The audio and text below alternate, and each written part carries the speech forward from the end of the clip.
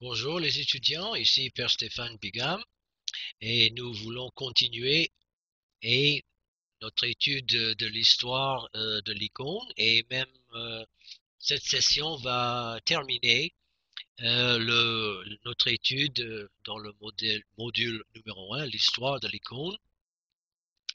Nous allons prendre maintenant la période, disons, moderne qui a commencé fin 19e siècle en Russie et qui s'est répandu partout dans le monde orthodoxe et même au-delà du monde orthodoxe, euh, pour retrouver la tradition iconographique canonique presque perdue, presque submergée et détruite par le goût pour la peinture de l'Occident, soit catholique, soit protestante.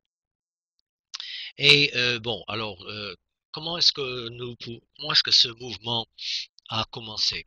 Bon, quand il y a un commencement, il y a certainement, avant le commencement, la fin d'une autre chose.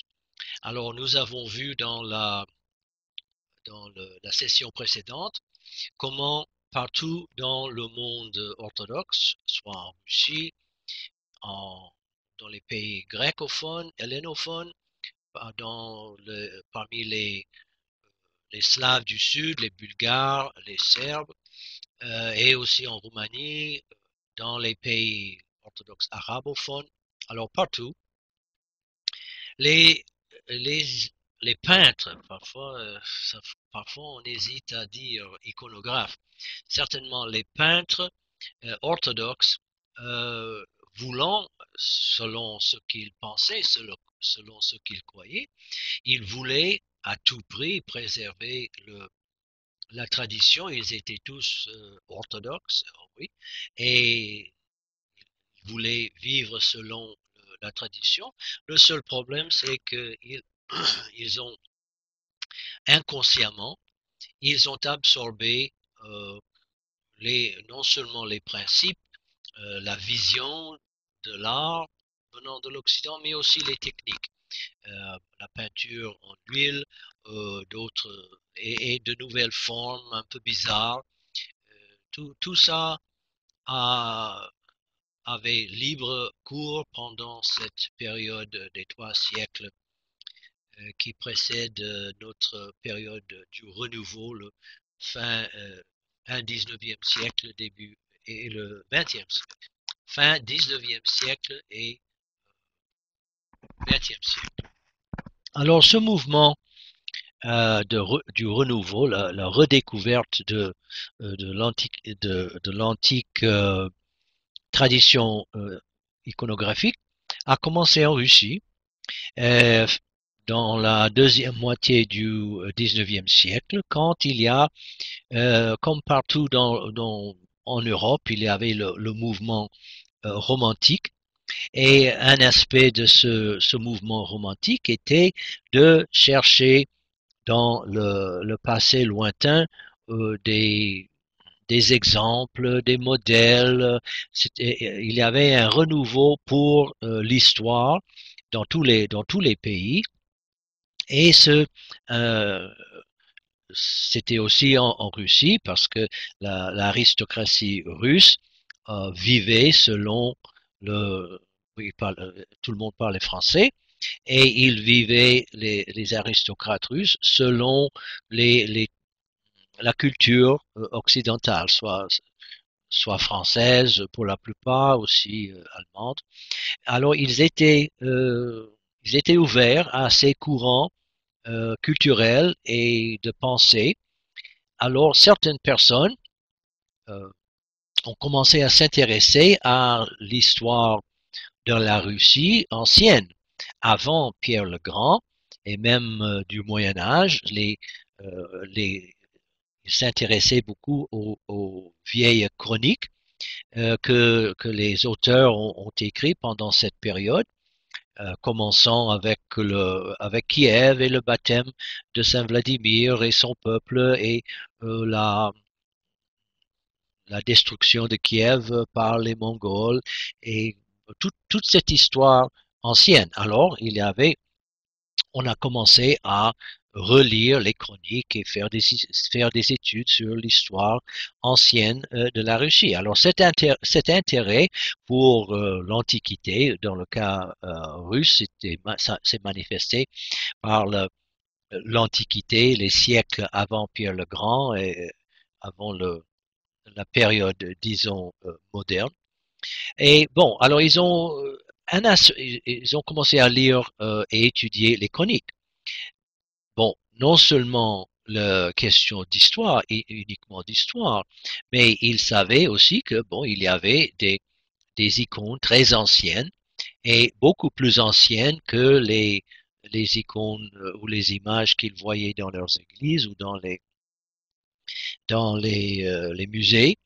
Euh, et ils ont cherché euh, à trouver ces vieilles icônes anciennes pour voir ce que la manière de peindre de l'Antiquité. Antiquité, quand je dis l'Antiquité ici, ça veut dire l'Antiquité russe, à partir du XIe siècle. Alors, une des choses que les équipes des gens qui s'intéressaient à cette ancienne histoire, une chose qu'ils ont commencé à faire, c'était tout simplement de nettoyer certaines images. Et j'ai déjà dit une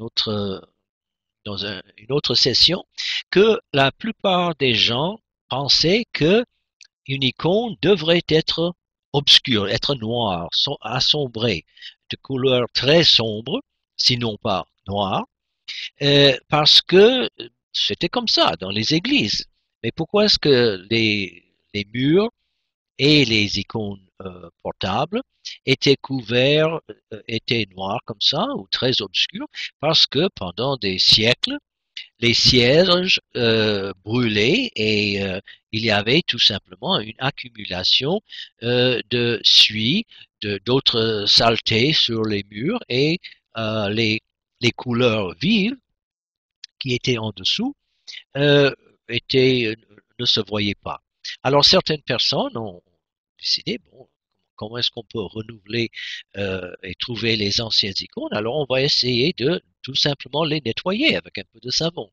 Et ils ont découvert que en dessous de cette couche de saleté, il y avait une image de couleur vive et à leur grande surprise, ils ont découvert que les icônes n'étaient pas nécessairement et même n'étaient pas du tout des images sombres, mais elles brillaient d'une lumière des couleurs vives qui ont surpris beaucoup de monde. Non seulement ils ont découvert que les anciennes icônes avaient été peintes de vives couleurs vives, mais les formes des anciennes icônes n'étaient pas du tout celles que les gens voyaient dans les églises ou dans les musées. Ça veut dire ce que nous avons vu dans la période, la session précédente, baroque. Alors, ils ont commencé à s'intriguer comment est-ce que ces gens-là, avant l'occidentalisation, avant l'arrivée de la culture, disons, culture de l'Occident, comment est-ce que ces gens ont pu peindre des images comme ça? Et ils savaient que, en lisant les anciennes chroniques, qu'il y avait des, des peintres comme André Rublev et que lui, il était le modèle selon les conciles, que les iconographes russes devraient suivre. Alors, ils ont cherché, tout le monde a cherché, où se trouvent où se trouvent les images peintes par André Rublev et aussi les autres artistes qui précédaient dans l'histoire, André, par exemple Saint Alipi tout début, Saint-Pierre, métropolite de Kiev, et d'autres, Maître Denis, Théophane le Grec. Alors, ces chercheurs ont allé, d'abord ils ont lu les chroniques et ils sont allés chercher dans les pays, dans les régions où on savait, selon les chroniques, que ces artistes avaient peint leurs icônes. Et bon, ils ont, comme j'ai dit à la fin de la session précédente, l'iconostase que Saint-André et ses ouvriers avaient peinte, et que Catherine la Grande avait remplacé par une iconostase baroque. Alors, où est-ce que cette iconostase et les icônes, où se trouvait-elle, hein? Bon, elle était dans un hangar quelque part, dans un garage, ou dans un édifice tout à fait là, et personne ne faisait attention à ces trésors. Alors, ils ont découvert non seulement les images de Rubloff, mais aussi de beaucoup d'autres. Et on a des études commençaient à apparaître, même il y avait en fin du 19e siècle et au début du 20e siècle, avant la Première Guerre mondiale, euh, il y avait des expositions avec ces icônes redécouvertes, et tout le monde était tellement impressionné par ces icônes, par le nouveau, le monde artistique, le monde théologique, le monde euh, esthétique que ces icônes anciennes manifestaient, que on a étudié de plus en plus tout ce qu'on pouvait apprendre sur ces images. Il y avait une exposition de ces icônes à Moscou, je pense, en Russie, avant la Première Guerre mondiale, et beaucoup de gens de partout sont venus admirer ces icônes qui contrastaient si nettement, si clairement avec le style académique, le style euh, prôné par le gouvernement, même par l'Église. Et même, ce n'est pas tout le monde qui pensait, ah, c'est magnifique, ces vieilles icônes, nouvelles vieilles icônes. Oh non, ils ont parfois condamné ça, ces artistes peignaient sans art, sans instruction, ils ne savaient même pas peindre le, la perspective comme il faut, ils étaient des barbouilleurs. Mais quand même, peu à peu, on a découvert non seulement les images elles-mêmes, mais les artistes et les historiens d'art ont commencé à étudier l'esthétique derrière ces images. Et il y a un livre qui est apparu dans cette période avant la Première Guerre mondiale, disant que les icônes, ces vieilles icônes, étaient la théologie en couleur. Alors on devrait nous rappeler ce principe.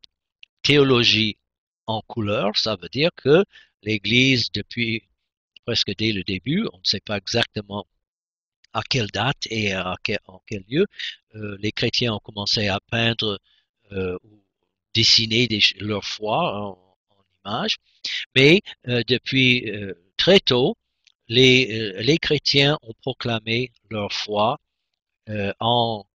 évidemment en parole, soit écrite, soit en parole parlée, et aussi en images. Donc, la tradition iconographique était et est une tradition qui exprime une théologie, une vision de foi, la foi orthodoxe, en images. Et ce petit livre, qui existe en français aussi.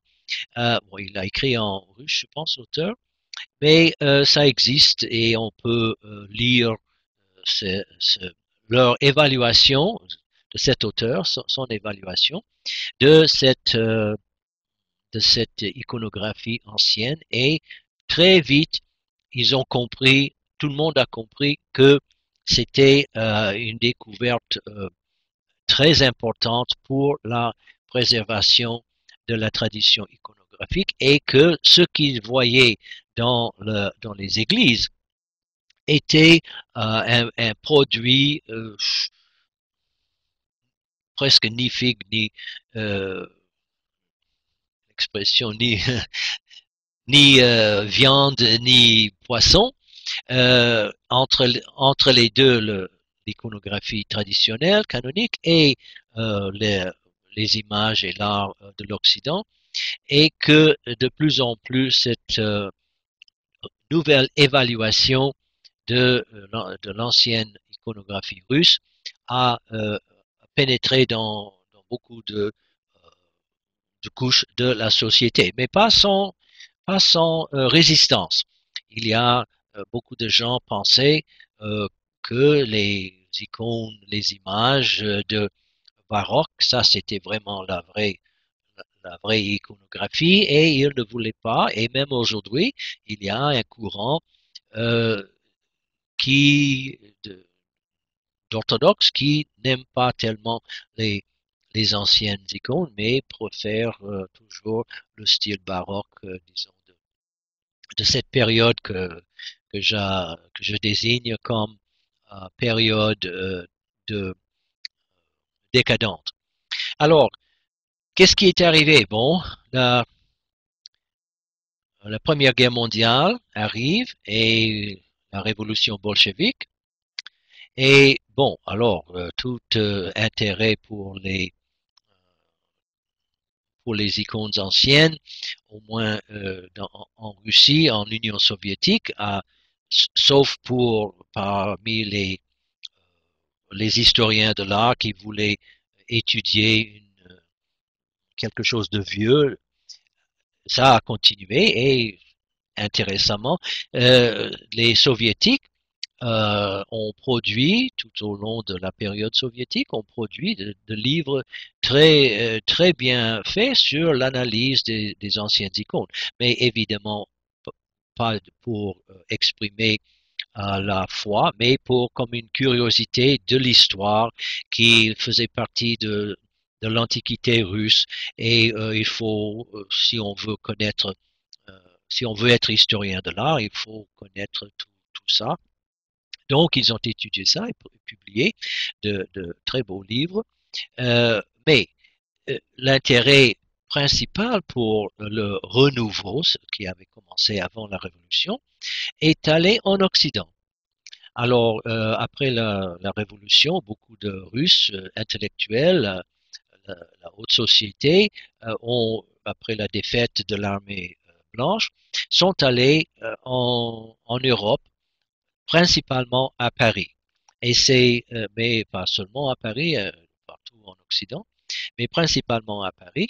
Alors, cet intérêt pour l'iconographie canonique traditionnelle s'est déplacé parce que en Russie, les gens n'étaient plus libres pour étudier cette manifestation de la religion, de la foi en Dieu que les communistes voulaient détruire à tout prix. Et c'était en Europe occidentale en Amérique, que cet intérêt et la recherche a continué.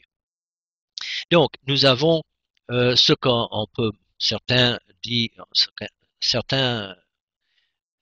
appellent même l'école de Paris, qui a eu, c'était les Russes qui se sont installés à Paris, ont fondé des églises, ont créé un institut Saint-Serge, euh, institut théologique Saint-Serge à Paris, et ont continué à développer cet art traditionnel et canonique. Ce n'était pas seulement dans le domaine euh, russe. Mais ici, on va avoir, vous voyez, le renouveau 20e et 21e siècle.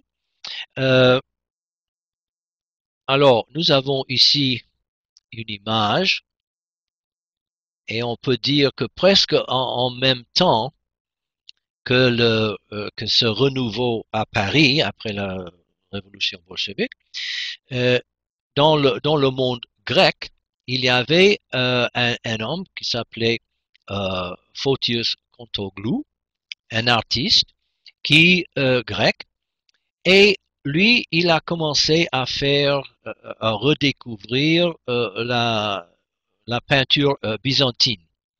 Alors, ce que nous avons vu, par exemple, Manuel Panselinos, les écoles de la Renaissance paléologue et les autres écoles, il a aussi commencé à regarder et étudier cette sorte d'image, parce que dans l'Église grecque, aussi bien que russe, presque partout, il y avait ces images baroques de style qui n'étaient même pas, on ne peut même pas les appeler icônes, ils étaient des peintures religieuses.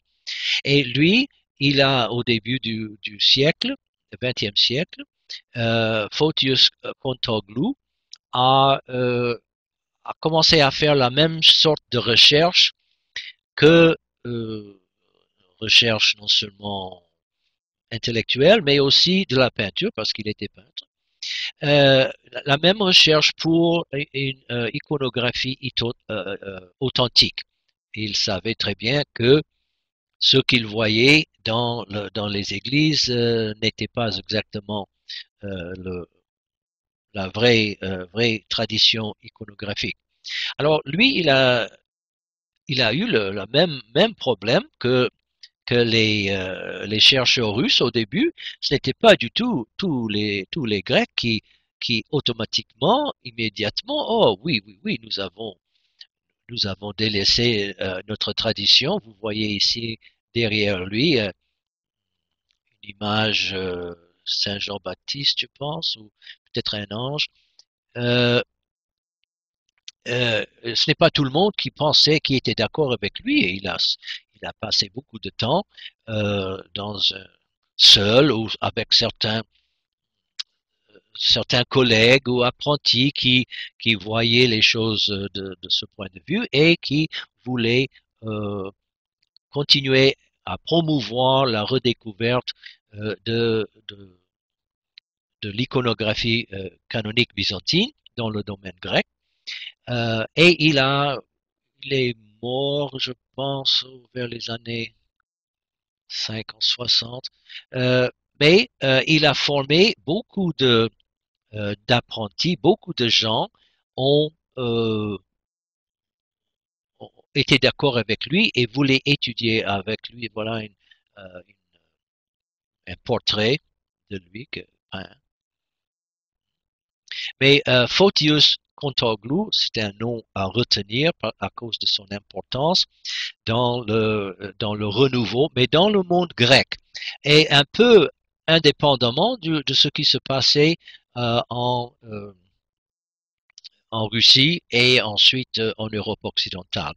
Mais et ce qu'on peut voir aussi si on va dans les dans les églises grecques modernes, on voit tout à fait le fruit de son travail parce que presque toujours et partout, il y a des images, des icônes, des fresques peints selon les canons de, de, de la tradition iconographique canonique. Toujours d'un style byzantin, mais euh, quand même le style byzantin. Et finalement, il y a plusieurs styles byzantins, comme nous avons vu. Il y a, il y avait plusieurs renaissances et plusieurs manières dans le monde grec de peindre les images. Mais c'est caractéristique que Photios Contaglou a promu un style, disons, byzantin. Très bien. Parce que ce style incarnait aussi les canons, la manière, le monde artistique et esthétique et théologique promu par la tradition iconographique. Alors, on voit dans les églises orthodoxes grecques aujourd'hui le fruit de son travail. Même j'ai visité une fois une église ici à Montréal, église grecque, paroisse grecque, et il y avait dans cette église de nouvelles images, et que dans une chapelle à côté, il y avait, on pouvait voir toutes les images qui étaient sur l'iconostase et dans l'église avant la rénovation. Et évidemment, ces images étaient tout à fait des images pieuses. Parfois, il est très difficile de leur donner le nom icône, mais on voyait tout à fait la différence entre ce que les images que les immigrants grecs avaient apportées avec eux au début du XXe siècle en venant ici à Montréal et aussi ailleurs aux États-Unis, partout. La différence entre ce qui était la tradition iconographique dans les églises grecques pendant cette période de décadence et le contraste avec les nouvelles images de de la nef de l'église. Alors, on voit les fruits de ce que euh, Photios Contaglou et ses disciples, et il y en a, ça continue, euh, même après sa mort, ses disciples continuent à promouvoir ce renouveau. Alors, grâce à Dieu pour Photios Contaglou et son mouvement dans, dans les églises, parmi les églises grecques. Alors voilà une présentation de l'enseignement de Contoglou. C'est un livre en anglais, mais bon. Et il y a aussi non seulement des images, des livres sur ces images et sur la tradition canonique, mais aussi sur lui, quelle était sa vie, comment il a vécu l'opposition au début. Il ne peignait pas selon les images et la tradition baroque ou moderne, disons. Et bon, il a persévéré et bon, il a finalement toutes les églises grecques maintenant, presque toutes, euh, ont des images selon la tradition qu'il a redécouverte.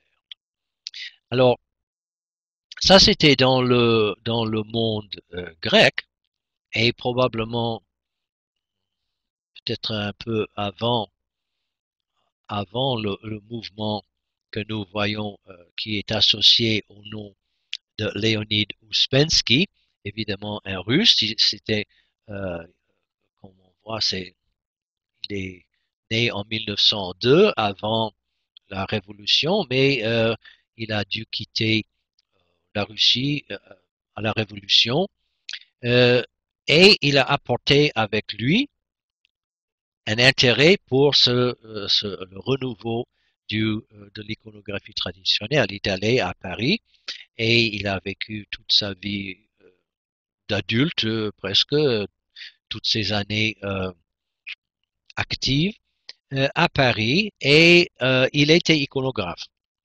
Non seulement iconographe, et vous voyez ici, il est en train dans son atelier de préparer une icône. Il était iconographe, mais aussi il était auteur. Et il a fait pendant des années des conférences sur l'iconographie, sur l'histoire de la Russie, principalement la Russie évidemment. Et il a collectionné, il a recueilli tous ses conférences, ses notes, et en 1980, 9 ans avant sa mort, il, ce texte, la théologie de l'icône, a été publié en France et aussi traduit dans plusieurs langues. Et ce texte, la théologie de l'icône par Leonid Ouspensky, est devenu presque la Bible de ceux qui s'intéressent aux icônes canoniques et qui interprètent la théologie, ce qui est la vision de foi derrière ces images. Et ce livre est disponible partout. Il y a toujours de nouvelles éditions. Et bon, ce qui est important, que Ouspensky a aussi formé des étudiants, non seulement étudiants pour peindre, bon ça c'était une chose, mais aussi il a enseigné la manière de comprendre les icônes. Et dans son studio atelier à Paris, lui, il formait toute une génération, était même plusieurs générations. Il est un des fondateurs, disons, de ce qu'on appelle, ce que certains appellent l'école de Paris. Et ce qu'on peut voir, et c'est tout à fait dans l'optique de la tradition, c'était non seulement il voulait copier dans un sens les modèles anciens, les modèles anciens des icônes anciennes, mais il voulait aussi, parce que la tradition iconographique est une tradition vivante, il voulait aussi chercher à trouver des images qui pourraient être qualifiées de modernes. On ne peut pas dire moderne comme bizarroïde, mais moderne dans le sens que des chrétiens orthodoxes ont peint dans notre temps, on peint des images toujours fidèles à la tradition canonique, mais comme chaque icône est est une œuvre de créativité, il voulait promouvoir, parfois en acceptant, parfois en rejetant, en essayant de guider les étudiants, de promouvoir le développement d'une iconographie nouvelle, mais toujours traditionnelle, canonique, mais qui serait une inspiration, qui serait une expression de la vieille tradition sur une terre neuve. Dans son cas-là, en France, ailleurs, d'autres personnes ont fait la même chose aux États-Unis, en Angleterre, partout. Ils étaient conscients du fait que cette tradition a été transférée de de la Russie et de l'Union soviétique vers les pays occidentaux. Alors, eux, ils voyaient dans cet exil, disons, la main de Dieu qui les a guidés à transférer, à ouvrir cette tradition iconographique à l'Occident, aux protestants, aux catholiques et tous ceux qui s'intéresseraient à cette forme d'art. Alors, lui, à Paris, il y avait aussi une autre, personnage. Voilà une image par un autre artiste. Le père, c'était un moine en France, Grégoire Krug, et on peut voir dans cette image que oui, c'est tout à fait l'image du Christ en enfer qui ressuscite Adam et Ève ici. Euh, mais c'est très réduit dans ses proportions et je pense que l'espace, vous voyez les pierres ici, c'est une sorte de fresque insérée dans un mur. Il n'y avait pas beaucoup d'espace et l'iconographe a choisi de donner beaucoup d'espace presque à la personne principale, le Christ, et Adam et Ève. Alors il a réduit l'image de la descente en enfer au minimum. Les deux personnages, le Christ et Adam et Ève, et la résurrection là. Alors on peut dire que cette image, c'était le résultat de ce désir de créer des images modernes, mais toujours fidèles à la tradition classique. Et on peut juger, on peut voir ces images euh, peintes à Paris pendant cette période. Il y a des livres qui nous montrent les images et les iconographes qui ont participé à ce renouveau. Et même, voilà, il y a un livre ici qui pourrait vous intéresser. Je ne sais pas si c'est à la bibliothèque ou non, mais la redécouverte de l'icône, la vie et l'œuvre de Léonid Ouspensky. Alors, écrit par un père Simon Doulan. Ce livre est disponible. Je ne sais pas combien ça coûte, mais bon, j'ai une copie ici, chez moi. Euh, et voilà, maintenant c'est un personnage, ce père Simon Doulan, qui voulait faire œuvre, une œuvre euh, qui résume la vie de Ouspensky et aussi son œuvre artistique. Alors, il y a des livres, non seulement publiés sur Ouspensky et sur euh, Contamplou, mais aussi des livres par eux qui expliquent leur façon de voir les choses. Et c'est intéressant à noter que Contaglou, en Grèce, il avait étudié à Paris dans sa jeunesse, euh, et retourné en Grèce, il n'a jamais rencontré Ouspensky. Mais il avait entendu parler de lui et de son travail et il lui a écrit en disant je vois que nous partageons le même esprit, nous sommes des collaborateurs dans ce domaine de renouveler l'art canonique de l'Église. Alors, c'était les deux grands esprits qui dans le monde russe et dans le monde grec, hellénique, qui ont donné une inspiration à beaucoup d'étudier et de renouveler, non seulement étudier intellectuellement, académiquement, mais de reproduire le canon dans des créations nouvelles.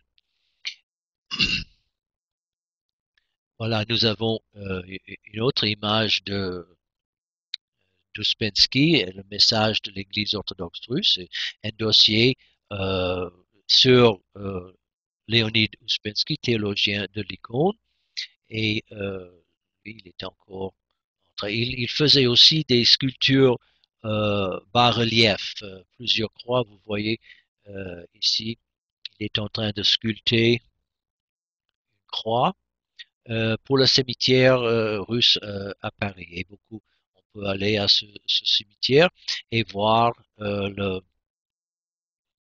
les croix que lui, il avait sculptées. Alors, il était un homme de beaucoup de talent artistique, intellectuel et un grand esprit qui a nourri le renouveau de l'icône traditionnelle. Ici, une image du père, j'ai mentionné le nom du moine Grégoire Krug, un autre disciple de Ouspensky, et lui, il a aussi peint plusieurs, il vivait dans un skite du Saint-Esprit en France, parmi les Russes de l'immigration. Et aussi, lui, il était un peintre en Russie avant la Révolution. Et une fois arrivé en France, comme beaucoup de gens, il avait une sorte de conversion. Ils avaient vécu la perte de leur pays, aussi la perte de leurs de leur rêve, disons, et ils se sont tournés vers l'Église, et puisqu'il avait un talent euh, artistique, lui aussi, il a peint des icônes que nous pouvons voir en France si on veut aller autour de Paris, ou même aussi dans les livres. Il a écrit, ou plutôt certaines personnes ont écrit sur lui un dialogue avec le père Grégoire, et ça c'est un livre aussi disponible si ça vous intéresse. Vous pouvez approfondir votre connaissance de sa vie et de ses œuvres. Alors, qu'est-ce qui est arrivé en Russie, plutôt en Union soviétique, après la Révolution? Bon, il y a un livre qui pourrait vous intéresser, c'est en anglais, mais si quelqu'un voudrait faire une traduction, allez-y. Euh, le, C'était par Irina Yazukova, et c'est caché et triomphant.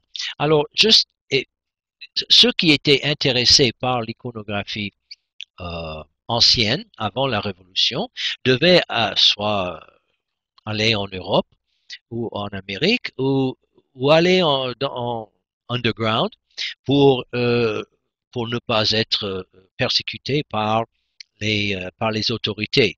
Et ce livre, très, très, très intéressant, parce que cet auteur, Madame Yazikova, elle raconte comment, en commençant avec la Révolution jusqu'à la fin, la chute du régime communiste, comment les gens euh, étaient en cachette, ils devaient se cacher, mais il y avait des gens, la tradition de peindre les icônes continuait, et comment ces personnes, toujours en cachette, passaient la tradition d'une personne à une génération à une autre, et elle décrit les vies des personnes qui ont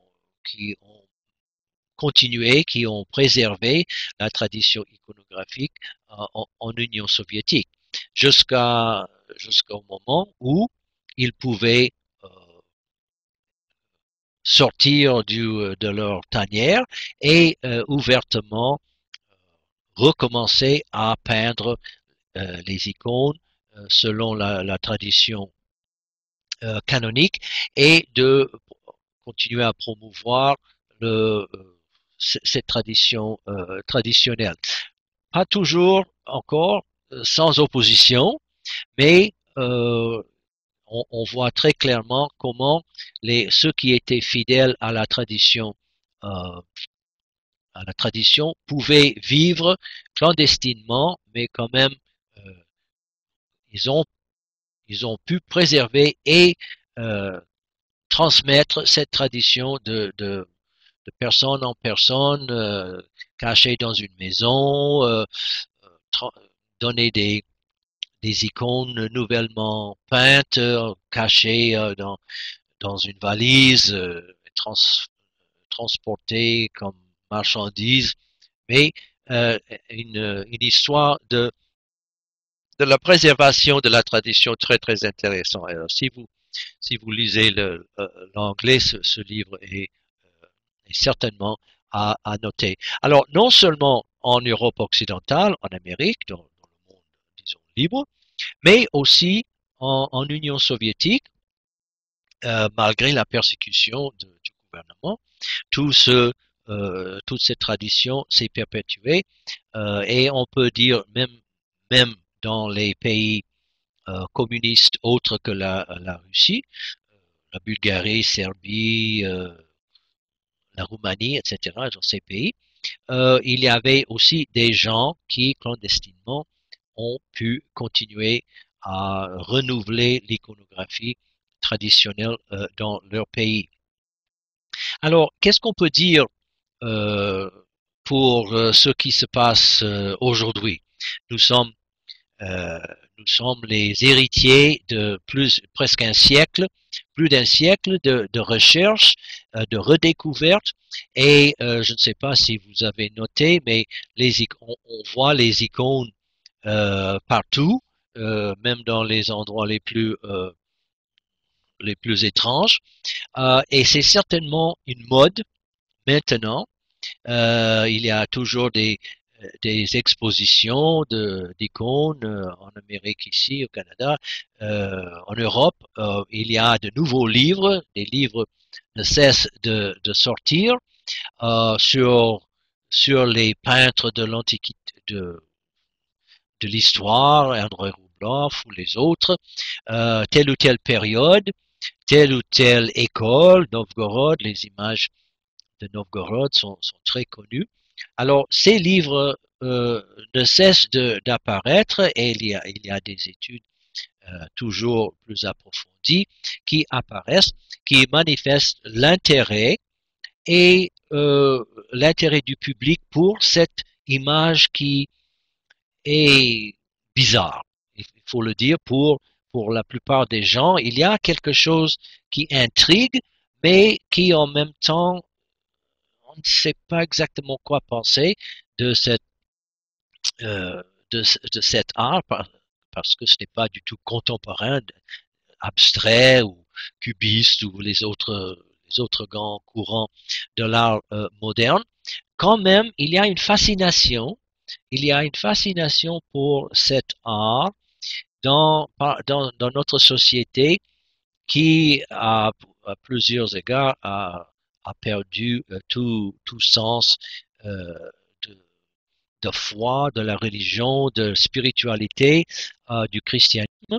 Alors, on peut dire que l'icône est devenue populaire et il y a des gens, voilà une des conséquences peut-être un peu malheureuses, c'est que euh, puisqu'il y a un marché, et où il y a un marché, il y a des marchands, et des gens qui ont vu que puisqu'il y en a qui veulent avoir des icônes comme un objet d'art, comme curiosité, ajouter à leur collection d'images ou d'objets d'art. Euh, bon, il y en a qui sont prêts à peindre selon le désir du client.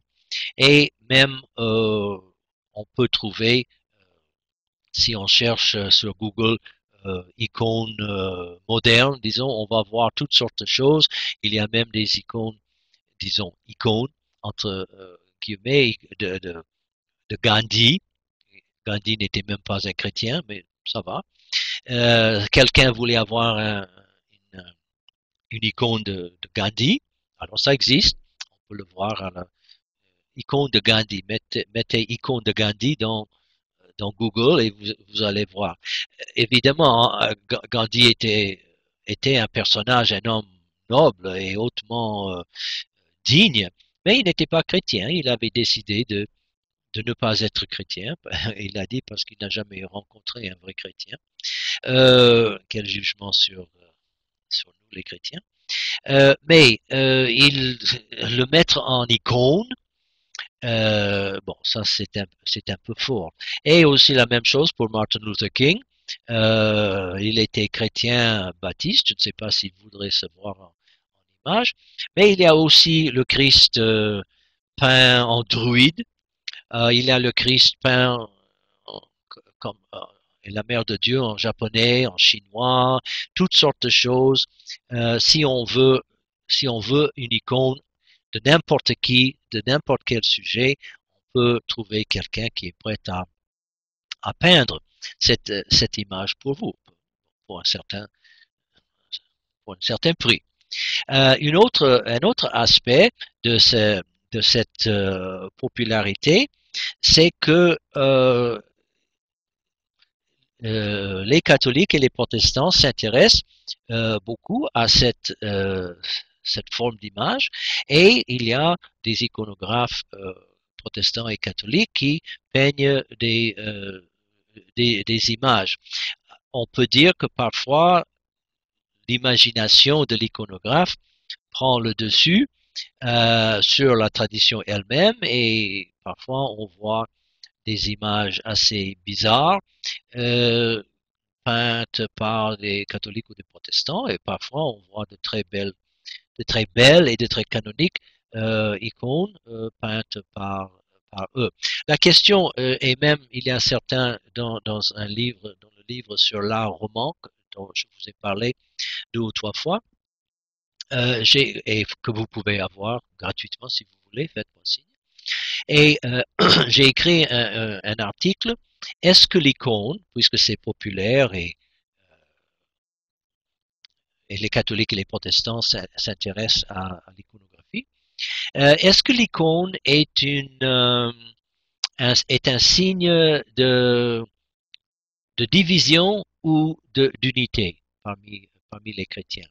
Et moi, j'ai pris la position que je vais résumer un tout petit peu ici, que bon, la réponse n'est pas encore certaine, parce que puisque c'est un phénomène populaire et qu'il y a beaucoup de gens qui peignent n'importe quoi, et aussi parce que l'Occident, les catholiques et les protestants, la tradition d'imagerie, la tradition artistique de l'Occident ne voit pas dans les styles un certain style de l'Église. C'est en général le point de vue de l'Église catholique et des églises protestantes, c'est que tous les styles sont possibles si s'ils sont pieux, s'ils sont respectueux de la foi chrétienne. On peut avoir plusieurs styles, un style contemporain, un style baroque, style byzantin, style gothique. Tous les styles sont possibles et sont bons selon les goûts de l'époque et les talents de l'artiste. Donc, il est possible que il y a le danger que les icônes prennent tout simplement une place à côté des images pieuses baroques ou rococo ou modernes ou euh, de toutes les autres traditions, et que l'icône est réduite à tout simplement un parmi plusieurs styles qui sont possibles, qui sont maintenant à la mode, et peut-être demain quelque chose d'autre va prendre sa place. Alors il y a un danger, mais il y a aussi un espoir. La question, la réponse définitive n'est pas encore donnée, mais si vous voulez lire cet article, c'est un chapitre dans le livre, ça sera disponible si vous voulez la voir. Alors, nous sommes à la fin de ce module de l'histoire de l'icône, et pour faire un petit résumé avant que vous ne passiez à l'examen, que nous aurons un examen après chaque module. Donc, nous sommes arrivés à la fin du module de l'histoire de l'icône, et la prochaine étape pour vous sera de passer l'examen. Alors, un petit résumé. Nous avons commencé dans ce module avec l'art paléochrétien, les images dans les catacombes et les sculptures, comment les chrétiens ont peint des symboles, toutes sortes de symboles en forme humaine, en poisson, et ils ont reproduit certains passages de la Bible, du Nouveau Testament, l'Ancien Testament, en passant après ça dans l'art de l'Empire chrétien, l'Empire de Constantin, comment l'art impérial a commencé à influencer